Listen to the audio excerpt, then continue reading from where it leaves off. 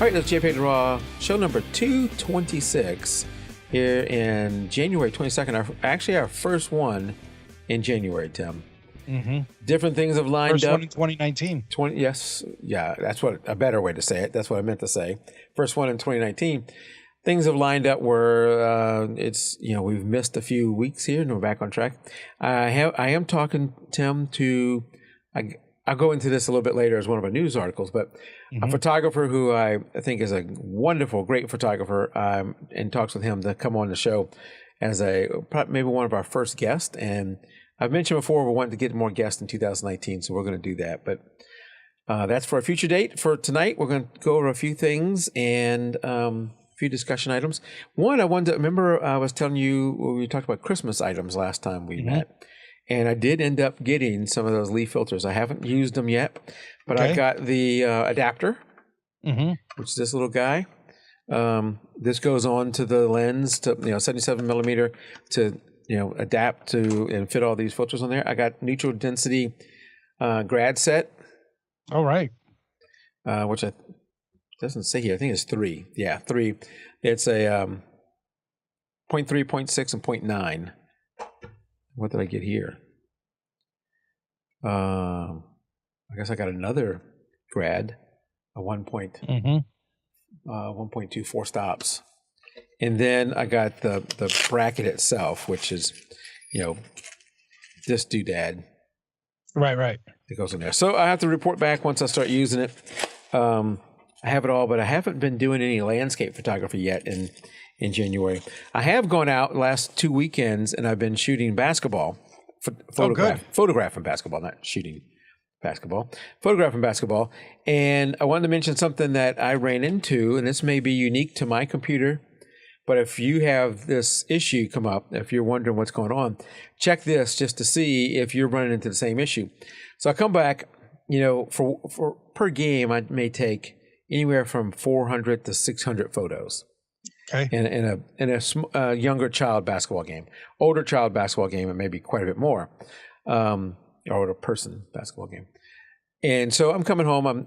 I've got my D500, which I think is like 22 megapixels, somewhere in that range. I shoot in RAW. I come home, put it into my card reader, start to download. And the first weekend I started download, I went and did something else, came back, didn't notice anything. This time I was doing the download and I was trying to do some other work and I wanted it to, get done so I can start going through and coloring the images. And it was taking forever. It was, seemed to be making almost no progress on my CPU. I looked over at my CPU, it was maxed out at 100%. And why is Lightroom sucking up so much of my CPU just downloading these files? Right. And it is doing a smart previews. It is doing a second copy to my network drive. So it is doing a few other things than just copying the files and putting them into the catalog. But what I found out was my Windows Explorer was what was really sucking up all the CPU time. So you pull up Task Manager. I looked at the what was taking up all my CPU. It was Windows Explorer was taking up 80-90% and starving Lightroom from getting any kind of CPU cycles. I don't know what was causing that, but I know the easy fix. I just closed Windows Explorer. I didn't need it open. Okay. As soon as I did that, Lightroom went back to normal. CPU usage went back to normal, and boom, it sucked them on in and did its work. Still takes a little bit to bring in 500 raw, files from a 20-something megapixel camera. But if you're noticing Lightroom, if you have a decent computer and you notice Lightroom taking up massive CPU and bringing stuff in slow, check and see if it's Windows Explorer that's doing that. Go into your Task Manager and see if there's something other than Lightroom sucking up a lot of your CPU. All right, I'm going to try. I'll try that the next time. I mean, some of it I contribute, like I was talking before. My computer is now 4+ years old, so I think that's starting to show its age. And one of the things with Windows versus a Mac is there's so many variants of the machine. Oh, there is. There's some thousands or maybe tens of thousands of variants. So it could be something unique to my machine and my software loadout that's causing that, or it could be a common problem that other people run into. But if you run into that problem, check that just to see. Yep. All right, so that was my tip of the week, or That probably will was an turn out to early be tip. probably turn out to be tip of the month. Yeah. um, so okay, let's go to our first article up here, Tim, and this one you won't have audio because I don't know if there's any music in it. We'll have copyright strikes, but Will Berard Lucas, I guess. Mm-hmm.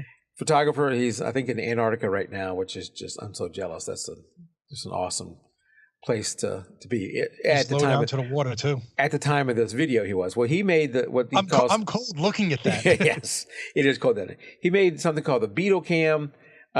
He also made. I think he has something else called. We'll see it in a second, but it's a different camera that he's made. These are like camera traps. Like let's say you're trying to photograph. Okay, yeah. He's using it in Africa or some other great places that he gets to travel to.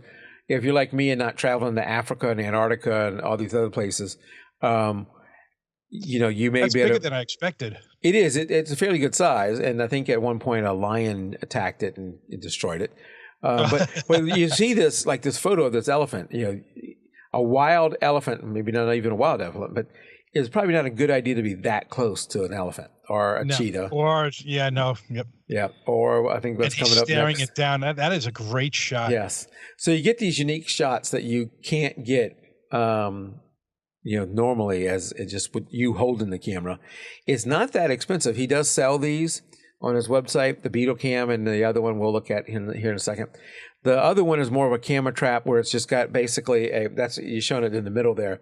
It's a motion sensor thing, and it attaches to your DSLR, so you'd have to leave your DSLR out there or your mirrorless, and you can attach a flash to it too. So it does like this image with the hyena, where he sets it up and the animal comes by and you get a trap, or the lion. He's doing these because they're nighttime, more nighttime active, night active.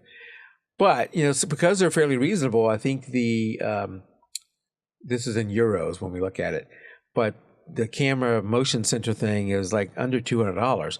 So if you wanted to get something like this and set it up and put it in your backyard to photograph, that's the motion sensor thing. To photograph animals in your backyard, you wouldn't want to go because you're leaving your camera there. I don't know if I just go put it out in the wild and walk away. No. Well, depending where you live. If you live in a rural area, you can do this. You can, but realize you're going to be leaving your camera there for whatever time frame you're trying to capture this stuff. But it does give you some unique perspectives of things. He got these on the ground. You could prop them up and put them higher if you wanted to. Nothing says you can't. But I think that's really cool. I don't know if I would buy it because I don't know if I want to leave my camera out overnight like that. But maybe you don't put your DSLR out there. You put a GoPro or something like that. Mm-hmm. I would leave a GoPro. You can put other things. I would put a GoPro out there. You may even have an old camera. Yeah, I would definitely leave my GoPro out yeah. overnight in the backyard. It doesn't have to be overnight. It could be in the daytime because at night you're gonna need to add some flash. Here's the. Well, he's got a metal camera housing as well, so I guess you can also use that to. Yeah, so this shows you a little bit of it where you got the camera, you got the motion sensor, and then he has a flash, and he's got them all set up. You go to the store, I think the motion sensors are euros. You'd have to convert that to whatever your dollar is. That's British pound, I think, isn't it? Oh, is it? Yes, you're right, British pound. So you have to do the currency conversion, but that's 145 pounds. This thing, I guess, is on this is version 3. There's version 2. The version 3 is 160 pounds. Again, whatever the conversion rates are. And then you can get some cables for whatever kind of camera you have and wireless triggers. They're not that expensive. So, taking a camera you already have, you can probably for under, $300-400 get a whole setup to do this. Mm-hmm. That's pretty cool. We talk about some cool things on here. I never get around to actually doing them except for that, because I'm not independently wealthy. Yeah, because of that lens. The only thing I really bought was that lens cap thing, which I did. I want to hear the review on that because that looks pretty good. What I didn't. Oh no, not the lens cap. No, the lens cap. Yeah, that one I wouldn't get. But your filters. Yes, the filters. Yes, that I'm looking forward to a review on that. Yeah. No, the lens cap thing, yeah, no, it's a good idea an idea for a solution that is not needed for me. Yeah, they did do something, and I think it's in what do you call it? And when they put it out there for people to fund it, GoFundMe or something like that. GoFundMe. I think it's in GoFundMe or Not the other one. yeah, where they've made different sizes. So they Right. made a size that is for bigger lenses. They made a size, I think, that's for smaller lenses. They made some other design changes. I'm not going to do the GoFundMe thing or whatever they're using. I don't know if they're using GoFundMe. I'm just saying that. But I might buy the larger one when it comes out in the market and do a follow-up review with that one, since I was critical. Right. So I was critical of the first one. I'll give them another chance. Again, I can't see me using it. They never reached out to you though, right? No. I guess that means they never heard your. They either never heard it or figured they don't care. They're selling enough of them. Yeah, but you had a story here, Tim. Mm-hmm. Tell us a little Increased. about yours. And this was an interesting one. I saw it came across my phone the other day, and probably because I have a Sony as part of it. And lasers from a self-driving car damaged this guy's brand. Pretty much, I think it was a 2-week-old Sony A7R.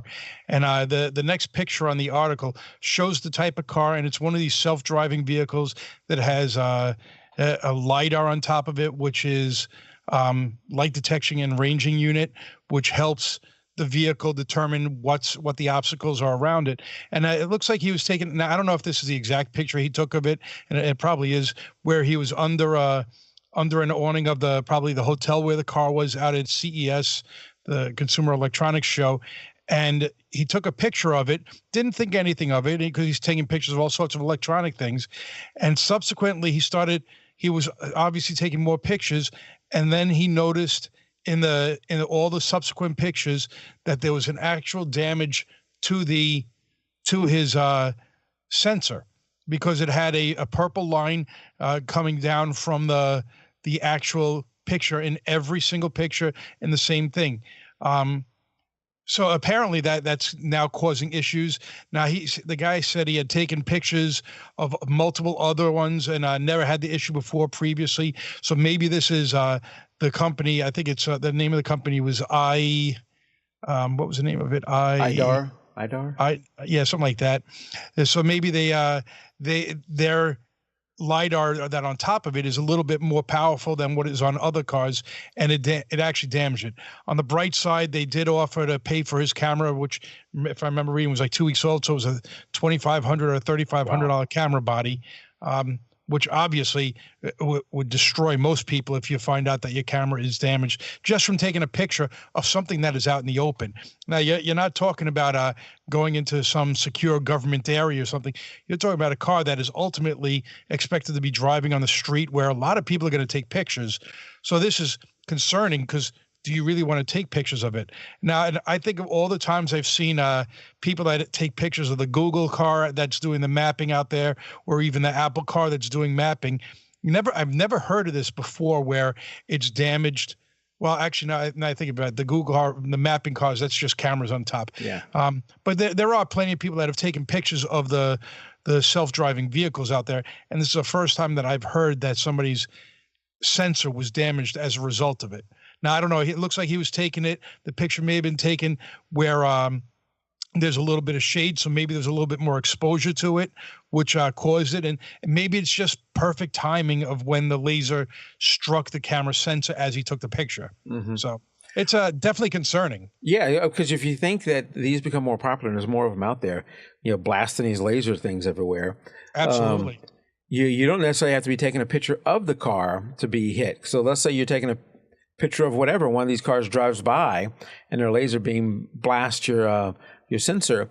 You could be just a victim as it drives by, and the odds are there of you then making a connection of that's what did it are probably pretty low. I would think so. You're right. And I don't know can you even see these things when it's out in the daylight driving around? Can you see the laser beams? No, that's so invisible light. Yeah, so it's driving by, blasting these laser beams out everywhere. You can't see it, and your camera can though. Damages your camera. The wavelength is in there, and it's damages your camera and you have no idea why. There's another article that goes right along with this one, which is the risk of laser from laser light shows at this at came across concerts. at concerts, where a guy who has done a lot of photographing of concerts. I forget the photographer's name. Nandu Hermanson. Sounds good to me. Good enough. He shoots. He shot with film, and of course that didn't do anything to the film. Then Right, with 'cause you just go to the DSLRs, next piece of film. yeah, and it may be that mirrorless are more prone to this, Susceptible.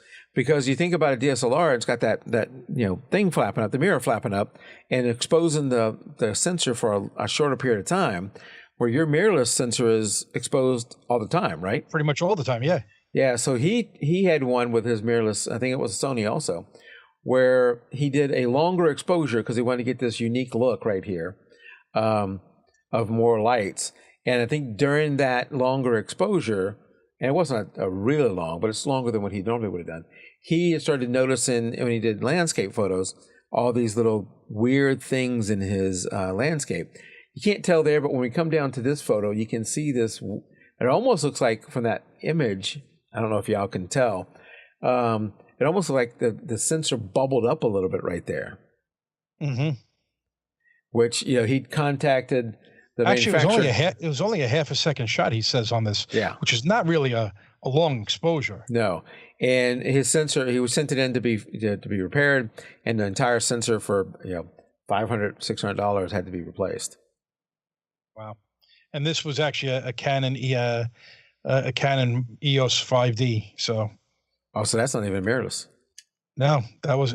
But now you have it for a half second, so that might be when it's burning into it. So maybe that fast shutter, the 1/200 on your camera is probably not going to do it. But my camera, where it's mirrorless and it's constantly the lights hitting the sensor, yeah, that could probably cause it. And who knows how long the guy was focused in on that the car roof as well before he took the shot. Yeah. That's true. Yeah, we don't know how long he was there exposing. So, Tim, what is one of the reasons why people move to mirrorless? Smaller camera body. Smaller camera body. So definitely weight is the big issue, I would think. Weight, yes. Mirrorless, you constantly have. Well, for me, I like the fact that I'm able to see everything through my viewfinder all the time. Right, that's a big plus. A lot of people like that. Weight is another one, size is another one, all that kind of stuff. Sure as hell not money. No, because they end up being about the same amount of money. So this guy, Spencer Cox, has done a analysis of over 700 lenses that have been released. Jeez. Yeah, he did a little database of over 700 lenses that have been released since 2000, I think it is. Looking at them from a weight perspective, and wanting to know how they, over time, the weight of the average lens has changed, and especially now that we have mirrorless. And he looked at it in a couple different ways, both an average, which basically takes all the weights for that year and adds them up, divides by the number of lenses, and you get an average. But that sometimes can skew it, because let's say that year they released a 600 millimeter f4. Right. That's going to be super heavy and it's going to skew the weight. So we also did a median, which picks the middle weight. So here's a little example down here. So if you have 5, 11, 13, 7, 94, that 94 would skew the average. An average here would be 28. The median, I said mean, but the median would be 13, which is the weight in the middle. Mm-hmm. So he did this, and he did both the average, he did both the median, and he shows that how it's changed over time.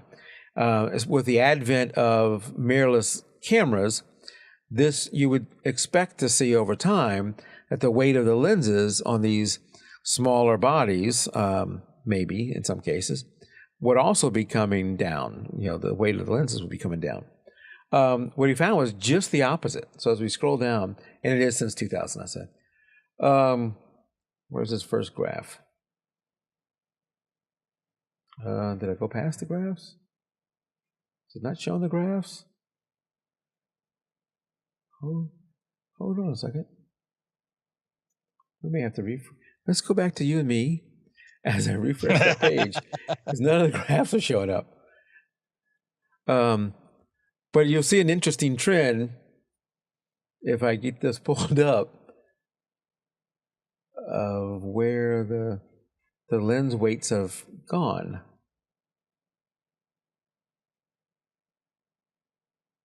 This is insane. None of the lens weight stuff is coming up. Yeah, I just have the scatter charts in this. Was there a link somewhere? Deep Lens Database, Lens Light Index. No, maybe I have to come back to this article. Well, I saw the conclusion, and it makes me say I'm keeping my camera body. Yeah. So, as I wait for that to maybe never come up, long story short is since there's a chart at the bottom. Here we go. Let's see if you got the same thing I found. All right. So the running average of lenses, you can see here, went down in 2013 and has come up, and he is doing I think a running average of 100 or something like that. So it's like the 100 most recently added lenses. So you're not having 1 year where they only did 5, skew it too much. Right. Okay, this computer is giving me nothing but trouble. But when you look at the median weight, you see a much more dramatic change here. So around 2013 again was the drop, the lowest point, and it's been steadily increasing ever since then. And what he found, the conclusion to this was, what's causing this? Conclusion to this was it is cameras for mirrorless bodies have been the most dramatic increases in weight. And mainly from the third-party vendors. Right, yeah, I saw that. Yeah, because when you look at the Nikon lenses, that chart's almost useless. When you look at the Nikon lenses, they're fairly static. There's not a whole lot of them there.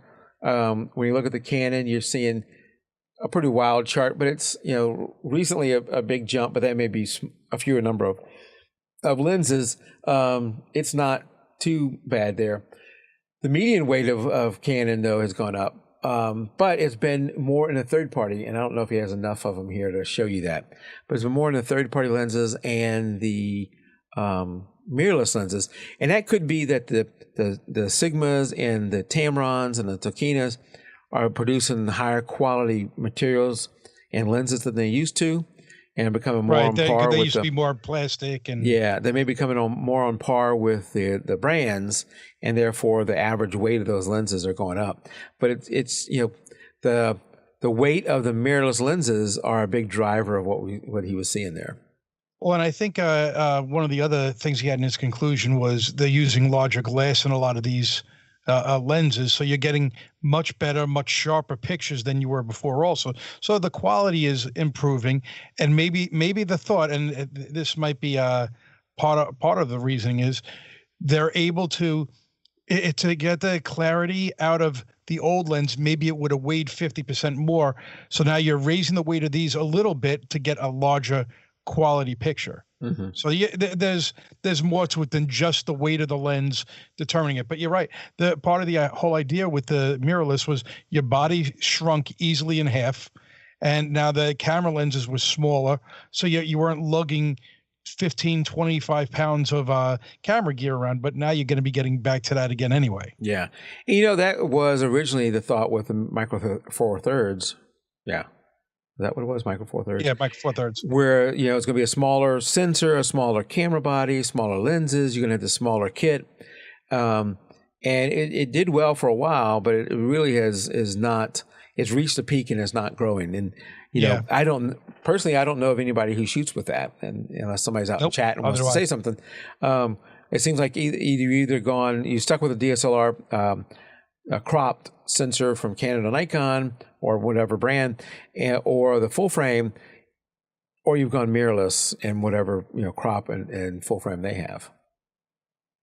Well, you know what? The good thing is, I was just researching this weekend the replacement to my body, because I think my camera body is probably about 10 years old, Wow. 9 or 10 years old.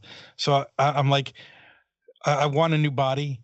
And there's rumors that the replacement to my body, I have the A77. The A77 II came out probably about four or 5 years ago. So now they're saying the second quarter of 2019, they already have all the specs for it. So hopefully it's truth, and maybe I consider buying that body and replacing. I have three of the same body right now. You have three of the same body? Three of the same body, yeah. Because I wound up, I don't even know where I got the third one, but maybe the third one was because I was buying the. Oh no, I remember. I had a problem with my lens, my 1650 2.8. So I needed to get a new lens. To buy the lens with the camera cost me like an extra $150. So I said, all right, I'll take that because it was used. And then I wanted the motor drive, and getting the motor drive, I got the body, and it was just, so now I have three. And one of them is, I think, brand new. I haven't even taken out of the box. Wow. So that one is, if I'm going to sell one, that's the one I'm selling. Yeah. Yeah, that's something. I have really just the one I use. I have behind me, I have a Nikon D2X that I've converted to full-time infrared. So I use that sometimes too. But I've been eyeing the Nikon D850. There's some weird things. Just dropped in price. I know. There's some weird things going on with the D850. It dropped in price by $200, I believe. Yeah. I think that's what it was. But the weird thing is, it's been out of stock a lot here in the U.S., so they're not dropping the price to move the inventory because it's been hard to get one in the first place. Yeah, that's weird. So I wonder if there's something. It didn't get the best of reviews. Initially, it came out with good reviews, and then later on, they started complaining that it didn't have enough. I don't know about that. I've heard great reviews from it. Well, that's what you're a Nikon guy. I am biased. I am a little biased, but I'm a little biased too. But that I've heard a lot of great reviews of it. So I don't know. Maybe they're working to come up with the replacement for the Nikon D850, which would be great. Maybe that would lower the price some more, and I could pick one up a little cheaper. I don't mind buying a used one as long as it's in good shape. Right. Yep. And you know what I think I'll do, because we all want to be a better photographer, Tim. What you should do if you want to become an expert photographer. Oh boy. An expert photographer. And you have $19 to spare. You can just take a 30-hour video course, spend $19, and you'll become an expert photographer. That is awfully cheap.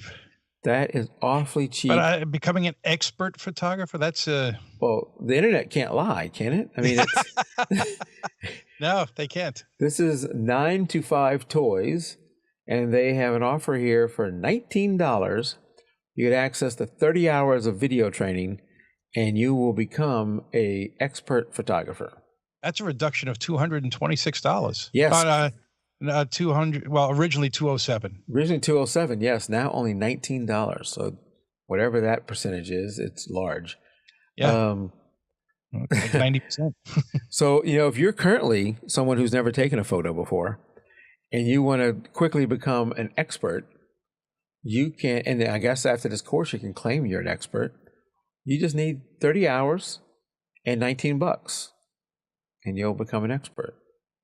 Wow. Yeah. Expert. The sad thing is that there's it's the Essential Digital Photography Masterclass Bundle for $19. Now I'm going to see, what is it? What does that include? Digital photography introduction, $69 value. Advanced digital photography, $69. Oh, here it is. Included. Using Adobe Photoshop Elements 15.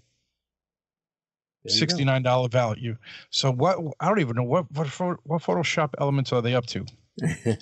I can tell you that in all the years we've been doing this show, and all the people we've talked to, we've spoken to some people who maybe based on my skill level, I would classify them as experts that have been doing it for years and have been doing it thousands of hours of working on it. And they may not claim them experts. To me, they are.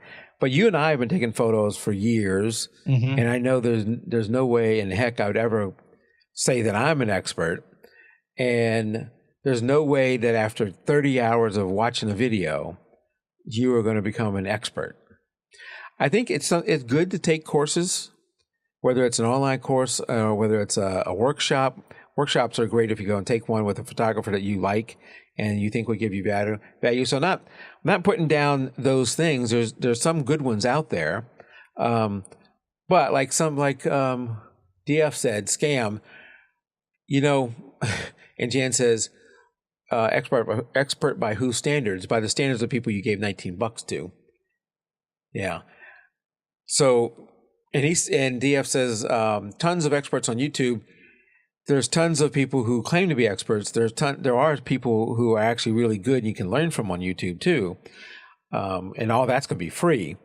So, yeah, don't spend. Well, mind you, $19 on this. Photoshop Elements came out October of 2016, so that tells you how old this course is.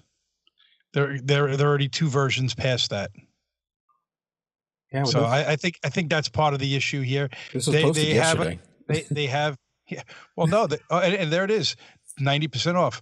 The problem is it's something that they have that they just want to get rid of. If somebody buys it, it's $19 more than they had, I guess. Yeah, and sometimes you got to pay a little bit for quality. I mean, if whatever type of photography you're in, there's, you can either look online and get, free video tutorials. You can look and see who's in your genre that you like, who's doing a workshop and maybe in your area or an area you can travel to and do those things. Or just do like a lot of people do and just practice and slowly get better. But 30 hours later for $19, you're not going to be an expert. No. I'm not sure if 300 hours you'd be an expert. Yeah. Yeah, you might be a better photographer, but you're not going to be. Expert is a. So it's just a word of warning to be careful before you pay for something. And I know people are always looking for a deal. Every deal is not a good deal. Yeah. All right. So the last article I had is what I think is a pretty cool article.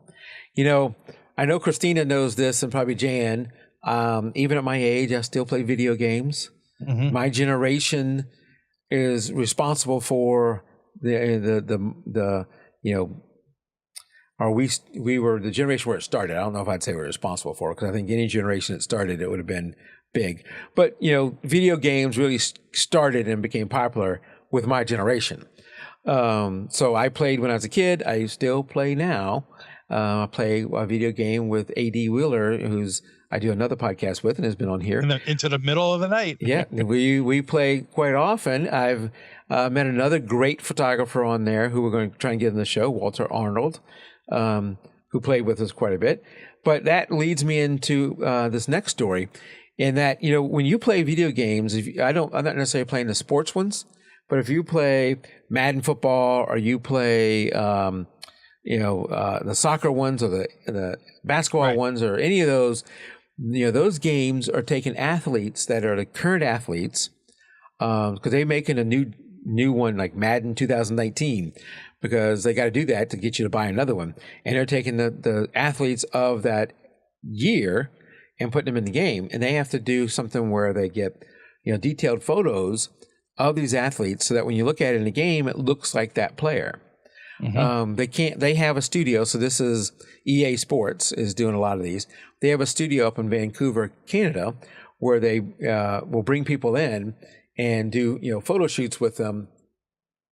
And they even have a thing where they can do the full body thing, where they put all the little dots on with you. 153 cameras. Yeah, 153 cameras where you want to get the motion of you and like the full body thing. But flying up to Vancouver and doing that, long shoot is not something that every athlete can do. So what they have set up is this mobile thing where they can quickly get a 3D scan of the athlete's face. They can't do the full body. They can't do all that motion stuff, but they have, how many cameras was it, Tim? 17, I think. 17 Canon. What are they using? Canon 5Ds or EOS Rebels. Yeah, where they have these set up and they're taking. You can see it on this ring where the athlete will come and just sit there, and it will go around and take all these photos of their face, so then they can put that photo into the video game. And if you've never really played video games, or if you're my age or older and you're wondering why are they doing that, that sounds ridiculous. Video games today are multi-billion-dollar industries. There, some of the big names that you hear are spending, they're spending movie money on these video games, $100 million, and then selling $1 billion worth of the video game. So they're spending the money on taking the photos of these athletes or whatever the other thing is, and wanting good quality stuff. So, there's reasons why they do this thing. Oh, absolutely. I mean, the money, even like, and that you're talking about like console games that are making money, but just think of some of these games on your phones, how much money they're making. I heard, what was it, Fortnite, I guess, is the big game right now. And I was reading an article the other day, $500 million just on, I don't know which platform it was, $500 million for the game. That's crazy. Yeah. Well, crazy money. That they spent on it or made from it? No, they make on or so. I got to look. How much does Fortnite make in a week? It's some stupid money. Well, and Fortnite is a free game, so they're making it from people buying stuff after they are playing the free game. Yeah, some of the big titles make a lot, and you can see here one of the things that's exploding in video games that hasn't necessarily been there until recent history is female athletes in these video games. Making about $300 million a month. Wow, that's insane. So you can see here, this is Christian Sinclair, who's a softball player, a soccer player. I'm not big into the soccer game, so I don't know these. But this is not a photo of her. This is the game, and they got this quality because they do those high scans of her, and I think she probably went into the studio to do the the whole motion thing. But that's getting a lot more people buying this because now they have the female athletes in here too, and they show a little thing in their studio down here. Oh, that's another photo. That's not a photo. That is another image from the game. The quality is just getting insane in some of these things, and you see that movies. If you've seen Avengers: Infinity War, Thanos was CGI, totally CGI. But here's where they have them in the studio. They're in these outfits that have all the little dots on them, where they can capture key points of their body in the movement. So the different movements, right? And then they put that movement and that thing into the game, and that way, that character in the game has the movements near what the real life person does. Crazy.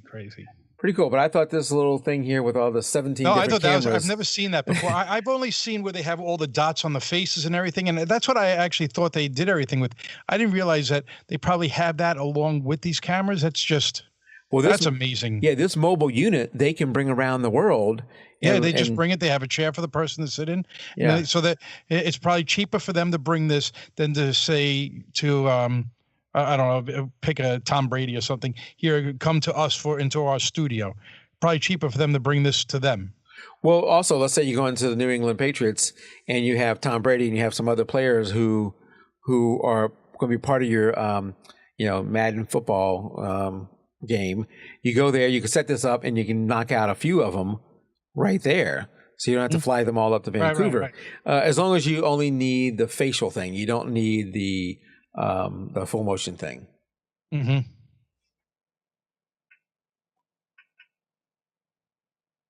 Yeah. And DF says DxO mark ranking 2018 Hasselblad, which is pretty high end.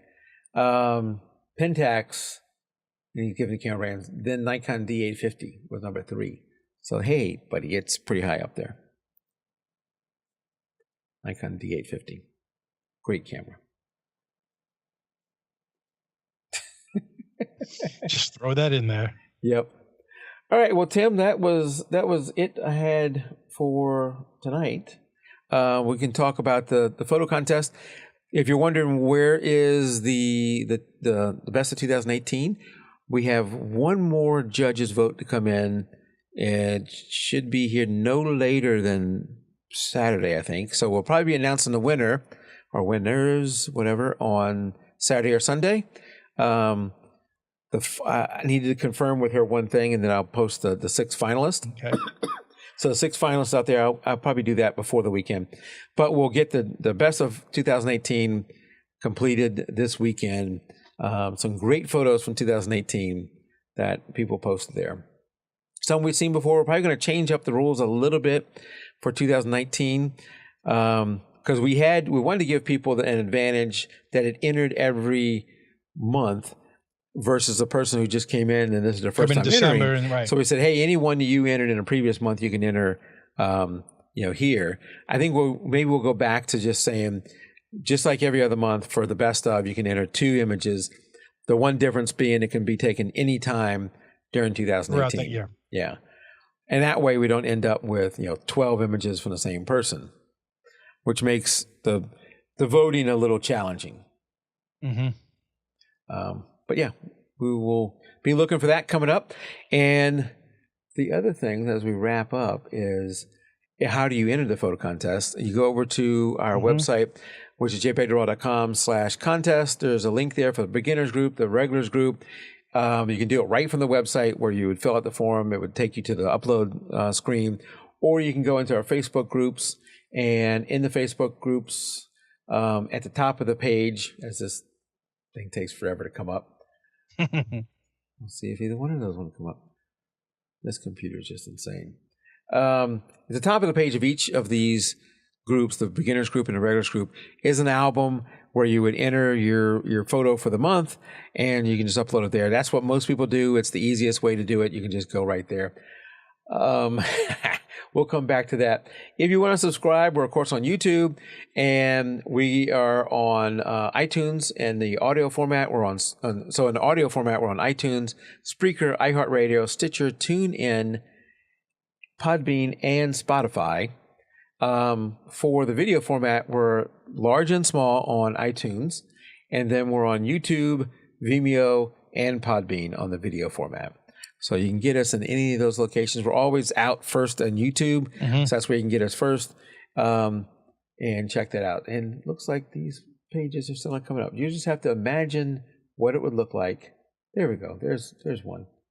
Here we go. So you go top of the page, and the album at the top is where you would enter, and it's got the roles and the links and how some people sometimes get confused. How do I enter it into the album? There's a link there with a step-by-step process of how to enter into the album on Facebook. All right, Tim. Well, that's our show for the first show for 2019. Hang out. We're on a good streak. Yeah. Hang out for just a little short post show, and we'll see you next show. Good night, everybody. Good night, everybody.